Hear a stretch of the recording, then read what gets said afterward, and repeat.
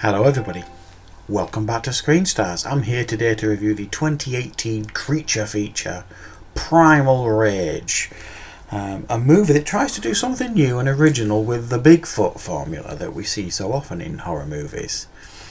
And this film focuses on a character called Ashley, I believe she's called, who is heading up to the Pacific Northwest to collect her husband from prison. And he's been in prison, I think it's just over a year for some crime. So at the beginning you see her pick him up outside the prison, and as they are heading back there's a few awkward scenes of them trying to reconnect, etc.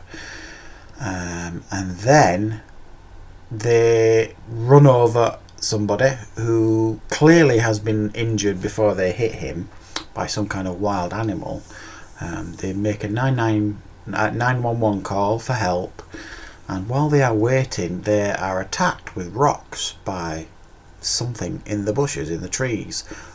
One of the rocks hits the husband Max, and he falls down the cliff and into this water, this ravine that's really rushing water out, and his wife has to dive in after him to save him because he's unconscious. And so they are then left stranded in these woods, cold, and trying to fend for themselves. All in the while there is a sheriff back in the town who is investigating a series of missing people cases. All the locals are like Native American sort of thing. Even his deputy, even the sheriff has that heritage, and they all say it's Bigfoot. It's Bigfoot that's doing all this, and there's some kind of connection to native Indian folklore apparently. They all keep saying this, and the sheriff don't believe any of it, obviously. And he's trying to find all these missing people. He heads out to where the 911 call was. He notices that their jeep has been pushed off the road, calls everybody out to help, and all in the while the married couple manage to make it one morning, and they meet up with a bunch of local hick hunters who are clearly, the bad guys. There's not one of them amongst them who's likeable. They're really slimy and sleazy, and they are hunting illegally, and they begrudgingly agree to help this couple, to walk them back to their jeeps and let them call for help, etc. And on the way back they are stalked and hunted by some creature. Is it Bigfoot? Is it something else? You'll have to watch the movie to find out what kind of creature it is. Right, so I think overall this movie impressed me in a lot of ways. I like a good creature feature. If they're done right, they can be a lot of fun and pretty scary. And this ticks a lot of boxes.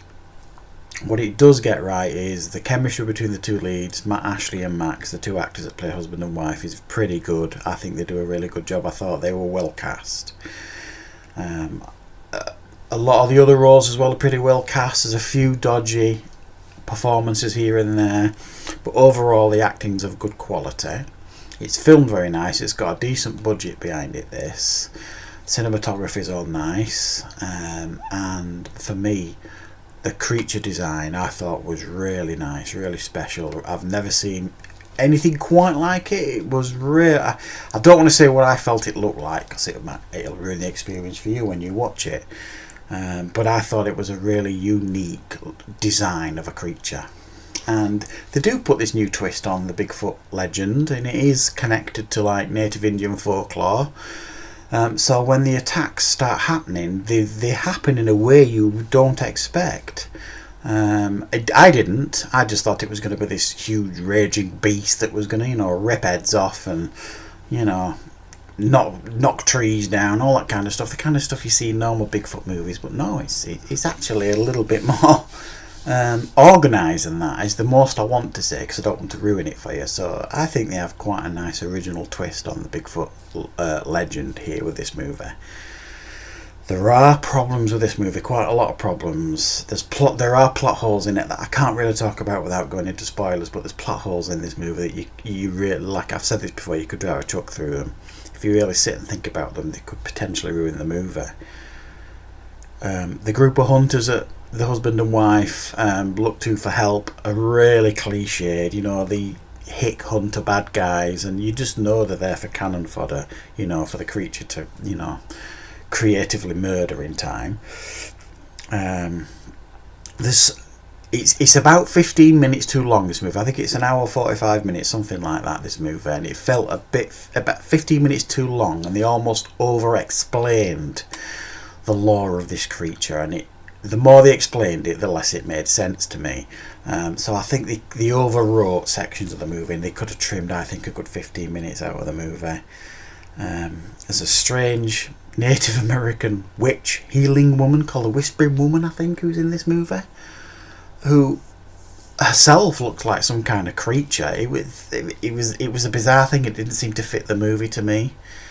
And for me, the explanation as to why this creature was doing what it was doing was weak. It was all, they were kind of saying, "Oh, humanity is out of balance." It didn't make sense. It was bollocks, I thought. And this creature as well had like this infatuation with the wife Ashley, and you're not really sure why.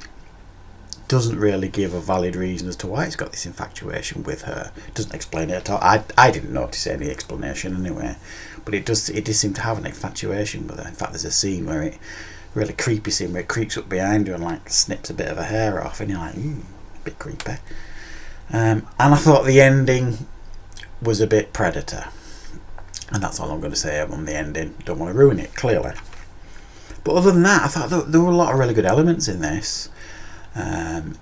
It's pretty brutal at times, reasonably gory at times, and it delivers as a creature feature, and I was suitably impressed. While I was watching this, I'm thinking in my head, this is an 8 out of 10, but I think some of the plot holes and some of the things that were written into it overcomplicated it, and I think dropped the score a little bit to a 7 out of 10, which I'll give it now.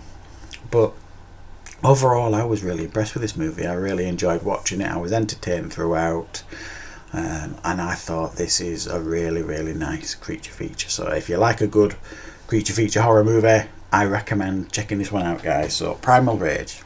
Thanks for watching.